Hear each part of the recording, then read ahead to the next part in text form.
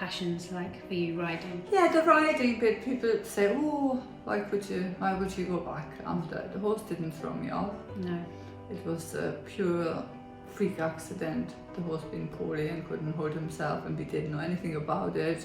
Even I had all the checks done before. He had physio, he had the vet, he had the farrier, he had all the best treatment, and it's just what happens sometimes in life.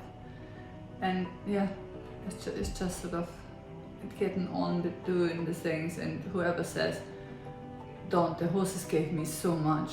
I wouldn't be here without the horses. Afterwards, the work, I would have just stayed in. Were you able to go and visit the yard early on in your recovery? I did. As soon as I came home, I had to wear my collar as I was driving and as I was on the yard. And my friend picked me up, and I just went to the yard. I didn't have the horse at the time because my horse had to be put to sleep because of the problem he had. And he couldn't be riding with anyone ever again. So, and he was in pain. So he had to be put to sleep sadly. But my friends had 2 horses, 2 lovely black Trakehner mares, and I always adored them. So I just went and groomed them.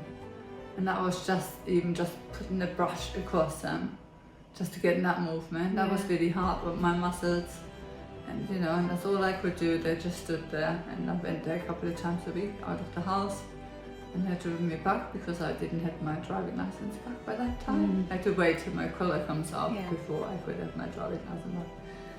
Yeah, and just going and doing that was something that you looked forward to. It did, and then it rolled into somebody on the yard. The previous yard I was at, she had a baby, and then she asked me if I would like to look after her horse.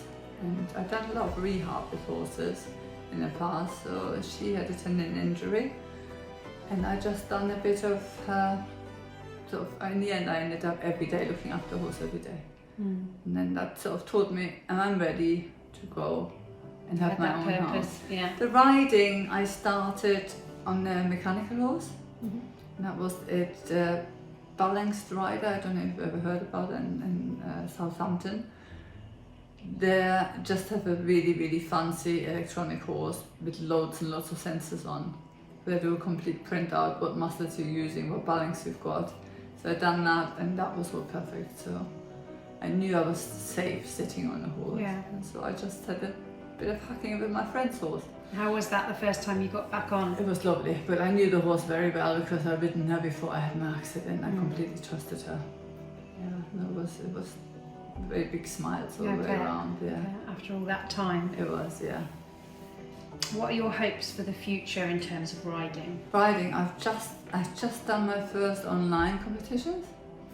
Then I'm on para, which was alright, and then I thought I'd done a prelim, and I got a higher score than I had previously. I thought that was, because I had to relearn to ride again, and my instructor said, maybe you relearn some of the folds, you just didn't ride. So I got 68% in the prelim, and I was really pleased about that.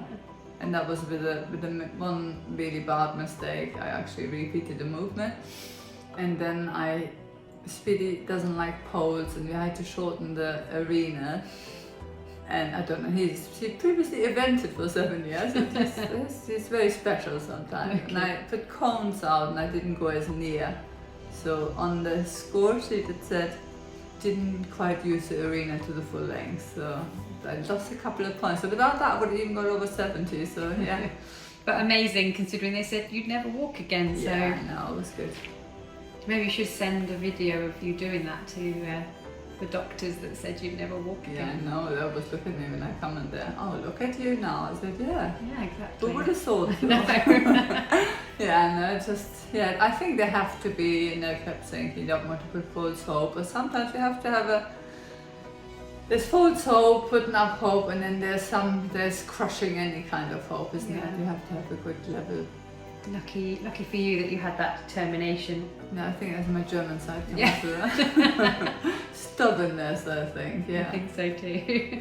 Well, thank you very much for sharing your story with us, and hopefully it will help other people who are experiencing similar. It's just positive. Stories. I mean, I always thought I wanted to put something on YouTube, a story about, because when I researched everything. And my boys, when I had the accident, they went online.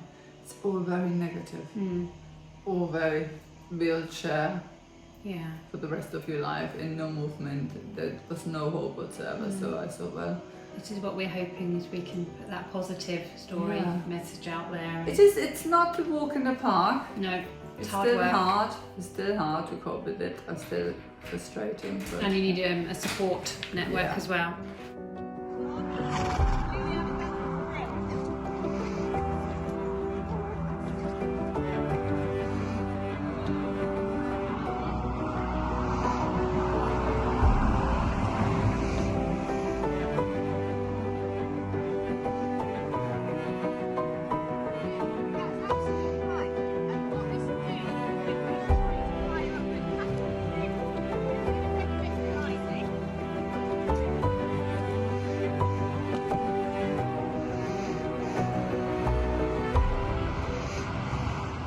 So that's it for Juliana's story for today.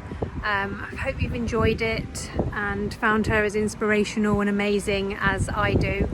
And please follow us on Instagram, Facebook, go to our webpage www.kickinghorse.co.uk to follow more amazing stories of inspirational people and get expert advice for your horse and for yourself. See you soon.